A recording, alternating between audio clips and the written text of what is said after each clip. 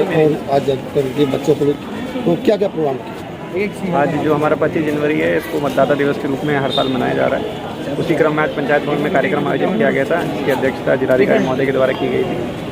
इसी में जो है सांस्कृतिक कार्यक्रम का आयोजन किए गए थे, लघु नाटिका कराई गई थी, ताकि जो है जो हमारे बच्चे आए उनको मतदाता के बारे में जो है और उनको थोड़ा ज्ञान दिया जा सके, उनकी इसमें रुचि और बढ़ाई जा सके। इसी प्रकार से बहुत सारे कार्यक्रम कराए गए।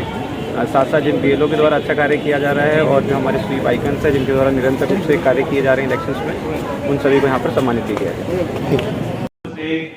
इस कार्यक्रम में हमारे बीच में उपस्थित हमारे जनपद के CDO साहब, डिप्टी DO ADME साहब, SDM सदर साहब, DI साहब, प्रतिष्ठित विद्यालयों से आए हुए हमारे अध्यापक महोदय और मेरे प्यारे बच्चों,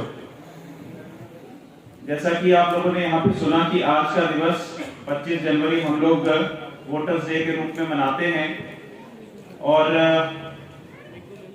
आज के दिन में जो हमारे जो भावी वोटर हैं, जो आगे आने वाले दिनों में जो इस लोकतंत्र में अपनी प्रतिभागिता करेंगे, उनको जागरूक करने का दिन होता है। इसके साथ ही साथ जो हमारे नए मतदाता हैं उनको भी आज के दिन हम लोग सम्मानित करते हैं और उनमें वो उत्सुकता पैदा करने की कोशिश करते हैं कि वो लोकतंत्र में अपनी प्रतिभागिता सुनिश्चित करें।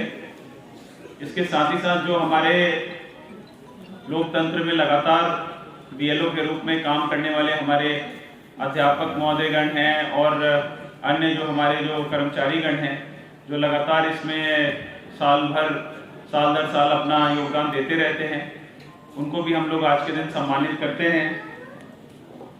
देखिए, लोकतंत्र जैसे जैसे भारत आगे बढ़ रहा है, लोकतंत्र भी मैच्योर हो रहा है।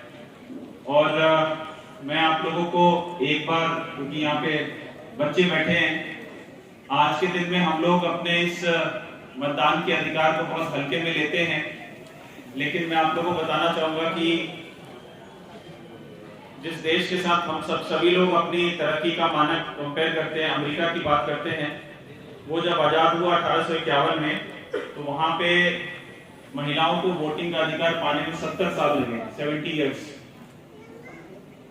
अगर हम स्वयं भारत की भी बात करें तो 1919 में पहला चुनाव हुआ था और उस चुनाव में सिर्फ और सिर्फ मैन जो होते हैं, मर्द जो होते हैं, उनको बस वोटिंग का अधिकार था, वो भी सिर्फ उनको जिनके पास संपत्ति हुआ करता था। तो संपत्ति और जेंडर दोनों के हिसाब से तय होता था कि भाई कि कौन वोट डालेगा। फिर उसके बाद 1930 में जब इसका विरोध हुआ, बहुत सारी महिलाओं ने कहा कि भाई हमारे पास भी संपत्ति है, हम भी संपत्ति के मालिक हैं, हमारे पास भी इतना विवेक है। तो उसके बाद फिर उन महिलाओं को मत का अधिकार मिला जिसमें जिनके पास संपत्ति हो, और वो मुश्किल से 1% महिला थी। जब हमारा देश आजाद हुआ 1947 में और जब संविधान लिखा जा रहा था, जैसा भी बताया आपने कि रिपब्लिक डे के एक दिन पहले हम मनाते हैं, तो बहुत ही गहरी चर्चा हुई कि भाई कि मताधिकार किसको मिलना चाहिए और हर एक के मत की कितनी अहमियत होनी चाहिए। अगर किसी को अगर थोड़ा पढ़ने लिखने में रुचि है तो अगर आप लोग कॉन्स्टिट्यूशन में जो डिबेट्स होते थे, जब संविधान जब लिखा जा रहा होता है, तो अगर आप उस पार्ट को पढ़ने की कोशिश करें जहाँ पे वोटिंग राइट्स का डिस्कशन हुआ था, तो उसमें बहुत गहरी डिस्कशन हुआ। लोगों ने ये बिंदु उठाया कि हमारे देश का लिटरेसी रेट 20% था उस समय, 20%, और महिलाओं का लिटरेसी रेट था 10%, 10% मात्र।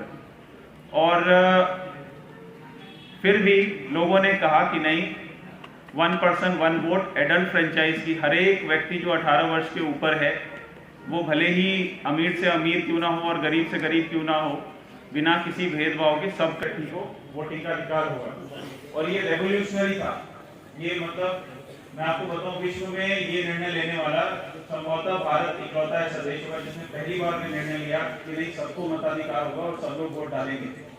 तो ये हम लोग आज इतने हल्के में लेते हैं, लेकिन ये जो अधिकार हमें प्राप्त है, ये बहुत बड़ा अधिकार है, जिससे और इसमें कोई भेदभाव नहीं है, सबकी कीमत बराबर है, सबके वोट की कीमत एकदम बराबर है। और मैं आपको एक और बात, इंटरेस्टिंग बात बताऊंगा।